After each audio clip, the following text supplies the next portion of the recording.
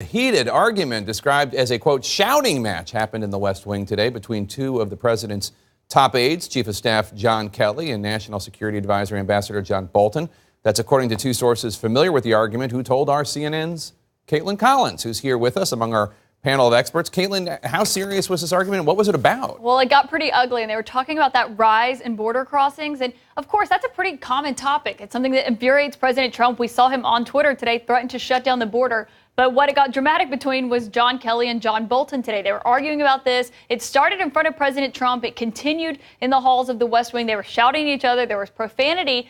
A big question is, what is part of this? But I'm told now, and this is a really big part of this argument and why it got so ugly, John Bolton started criticizing the DHS Secretary, Kirstjen Nielsen, who, of course, is a sidekick, essentially, to John Kelly. He brought her to the West Wing with him when he first became chief of staff. She had been his deputy at DHS, and then he was the one who convinced President Trump to let her lead DHS. John Bolton criticized her today, saying essentially that she wasn't doing her job and needed to start doing it, and that set John Kelly off and led to this argument. And arguing in this West Wing is normal. It is really bitter. It is really divided in there. People argue on a regular basis. But this one was different, and it actually led people to think that John Kelly might resign. Now, he's someone who has threatened to resign in the past when he and President Trump have disagreed, but this was so ugly today that people genuinely thought that he could resign because they saw it as President Trump siding with John Bolton in the beginning of this argument, and that is something that only added to John Kelly's fury here. So if he does, that's an open question. He's not traveling with the president to Montana. He wasn't scheduled to for that rally tonight. But John Bolton, we know, kept about his schedule, going on with meetings this afternoon.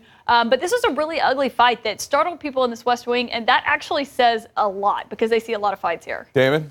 Look, these are both tough guys with very thick skin. Yeah. Right? It's small. Caitlin knows. Does John Kelly have thick skin? John Kelly's got pretty thick skin, and it's a very small space.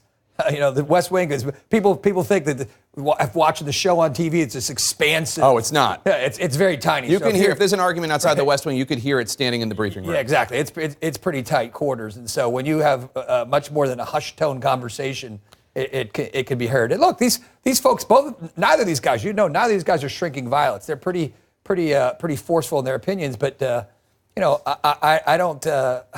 I don't take it as much. I think there's been a lot of back and forth between this chief of staff and look, John Bolton is a guy who's got very strongly held opinions, going to push back very hard. Yeah. I think what's interesting is as you point out, the attack on the DHS secretary, and if the president sat back on his hands and kind of watched it unfold a little bit, that's kind of newsworthy, right? If he's letting it go on and saying, yeah, maybe she should be doing her job a little better. And, well, it also clears it up because I didn't understand when I first heard that it was about border crossings and perhaps even the caravan making its way through Central America. I didn't understand what they would be disagreeing about because Bolton and Kelly are both anti-illegal immigration hardliners, I think it's fair to say.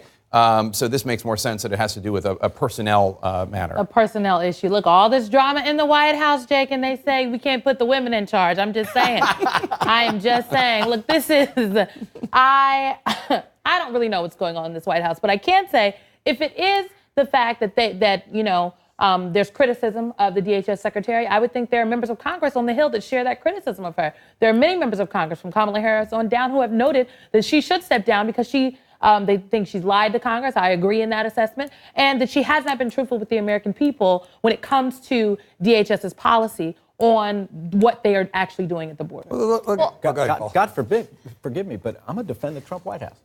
Rubbing is racing. As Jake knows, I used to work in the West Wing. You're right. I couldn't order lunch without hurling profanities, and I still want to apologize to the sailors at the Navy mess, right? That is part, does suggest, I don't support these people and support anything they do, okay? But it suggests that they're doing their job.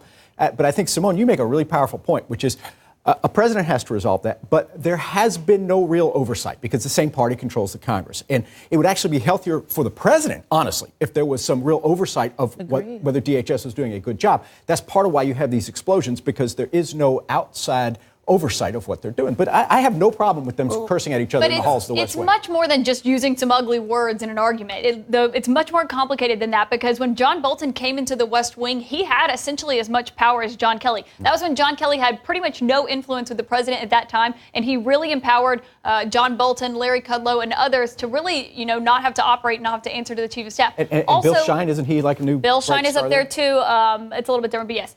But with John Kelly and Kirstjen Nielsen and this dynamic with President Trump, as you brought up, Trump is the one who dressed Kirstjen Nielsen down at that cabinet meeting in front of everybody, saying that she essentially was not doing her job on immigration. So he agrees with John Bolton that she needs to step up and start doing her job. Now, whether or not Nielsen thinks that's feasible, exactly. President Trump is infuriated that the border crossing numbers are up. You can see that from his tweets. You can see he's enraged about that. He always picks a person to take it out on. He's taking it out on Kirstjen Nielsen, even though John Kelly, who is defending her, essentially feels that she is doing the job that she's supposed to be doing. That's why we saw President Trump criticize her during that one cabinet meeting. Jeff Sessions was the only one who kind of stood up for her, but she also kind of stood up for herself to President Trump, remarking that she feels like she's doing her job. So it's a lot more complicated than just a fight. It really lays bare the power dynamics, the arguments between Kelly and Bolton, so much more. But let's also talk about the fact that the president clearly, from his tweet today, thinks that the immigration issue is an issue, a big issue,